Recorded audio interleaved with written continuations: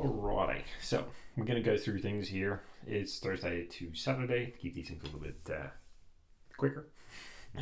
Now, obviously, your bands and everything are going to be in the front. What we're going to start at the beginning, keep going through them, do them. It's going to help us in the long run.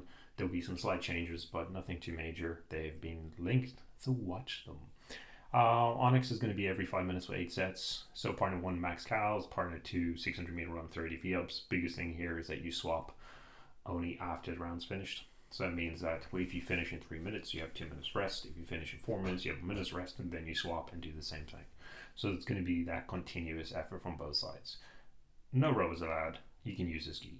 That means we have 5 bikes, 5 ski rigs. There can be 20 people in the class, and this will still work. So there's no like, oh, I can't make this work. You can make this work. This is enough space in the gym for all of it to work.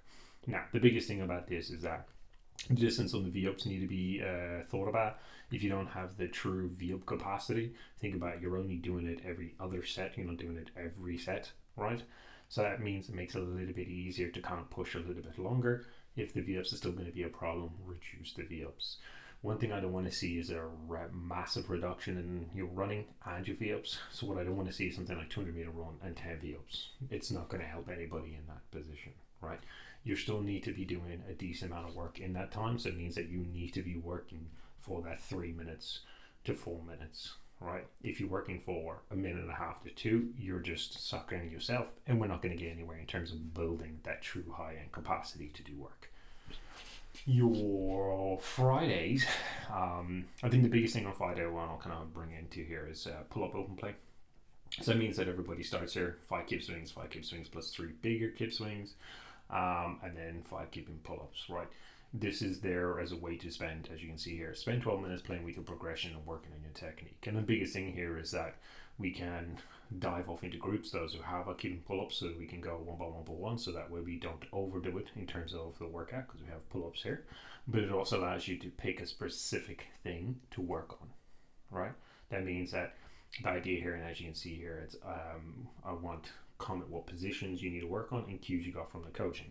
And the biggest thing here is, in order for you to keep improving through the pull-ups, if you don't have them, it's knowing where you went wrong and how you can start fixing it, so that way it's in your back of your head so you can keep doing it. Coming in and just flopping on the bar like a dead fish is not going to get you anywhere. So it's being conscious about these little things and what we're missing along the way. Now the pull-ups we do as a whole is going to start helping this, because strength is a predicator of all of this.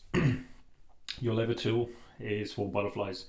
As I've stated here, if you do not have 10 straight pull-ups, you are not doing butterfly work. Period. That's it. No other question. And the reason why is that the butterfly movement requires a lot of shoulder integrity and strength.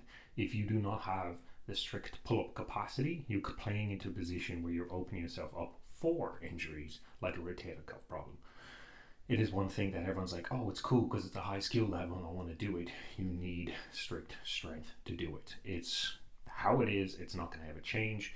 It's a simple thing. It's the same with every other movement we do. You're not going to load something that is not strong to load it. So if you cannot do your strict pull-ups, there is no point in you spending the time to learn the butterfly when you can do more to work on your kips and get better and more efficient at it. Because in the end, once you get your strict strength plus have efficient keeping pull-ups, everything else starts to become easier. Biggest thing about this in the 12 minutes of play, break up into groups that have some similar capabilities. It makes things a little bit easier for yourself. You can look at them, they can look at you, type of thing. The biggest thing is the obviously coach coming around giving you the pointers and demonstrating through these things. So a lot of this is open play, so people can work through these things, allow yourself to record yourself and see it. It is not so much in you have to do exactly like these things, but work on it, whether that be a single leg, where that will be using a bit of a band, working on the hollow. It's working on these things and kind of going through that side of things. Kelly is basically going to be 21 all the way down. This is going to be a tough one. 1, it gives you feeling of Fran, but 2, it is very cardio stamina centric. I've given some scaling options anyway in terms of how you could break this up if you're not a person on the capability of doing it at the weight as the volume, giving you some clear ideas on how we can change these things and giving you things. And for those who really feel like it, there's a beautiful pacing note in terms of how you could actually do some of these things if you were going to try and aim for the stretch goal of sub 9, which is insane. Now, Noble 6 is going to be more of a partner base. Once again, we're swapping based on your planks, so you can see that we're still carrying over that core construct that has been worked in for the nearly past 2-3 weeks. This one is going to be pacing in terms of running together, so we always have a kilometer on the outside. But we're working on in terms of